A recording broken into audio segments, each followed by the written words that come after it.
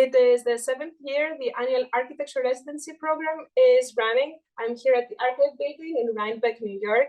The program is part of T-Space, which was founded in 2010. This summer, the residents experiment with light and color for the design of a house for poetry. To me, poetry is polychromy blurred behind layers of translucency. As you can see, I've created apertures that are purposefully of different sizes and misaligned, so that the idea is that when the light shines through these apertures, they will create intersections of colors and also different gradations of blur. The time-lapse films are really, really important because this is a project that has to be understood in time. The unstable nature of the color that it's unexpected also throughout the day, depending on the shadows and the lights. It's what makes the blurring concept very powerful. Elements I have considered while designing the house: transition of light, primary colors, and the atmosphere created with those colors. I was referring to the traditional Indian temples because these are a very beautiful example of transition of light. Amazing amount of work for a project in 25 days. I especially like the clarity of the primary colors. The other thing I like is the pool, the way the water picks up the light, and that becomes the heart of the composition. For this project, an analogy in music might be a helpful way to develop the project is try to find a musical analogy that equates with the poetic, the spatial, and the chromatic. I drew inspiration from artists and color theorists who mixed color skillfully to imagine depth, space, and hint at sources of light. Here, these scaleless experiments of folding and unfolding in terms of letting light in, producing color, showing color, producing solids through folding of double-sided surfaces. Very interesting to me to see this kind of series of experiments where at first you were looking at, there was that image where you come inside and there's all this polychrome interaction. And then you had these experiments where you were looking at small moments and with contrasting backgrounds so that those moments would be quite visible.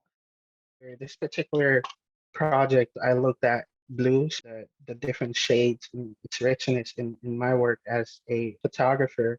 There's also the aspect of poetry as how to live, breathe, observe, feel, care, and be human. And most importantly, poetry as this anchoring of us to the world and to be very present and reflective and conscious of our existence.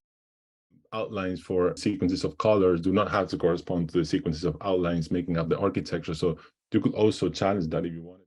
Your house seems to be almost like the spatialized instrument for measuring the blueness. I can just imagine myself being in different parts of the house as the light changes, feeling that oneness. Drawing from the Roman house of the tragic poet in Pompeii as a procession of light and its relationship to atmosphere, the project uses a sequential experience of light to anchor the house. I've started to pull out a plan from the first explorations of cyanotypes that indicate projections of light and a relationship and blurring with a body of water. I like to think of your project as a reconstruction in your own mind of the house of the tragic poet. In the history of architecture is you have to, think that we're connected. Our umbilical cord is connected to modern architecture no matter what. But that's also connected to the oldest architecture and typologically.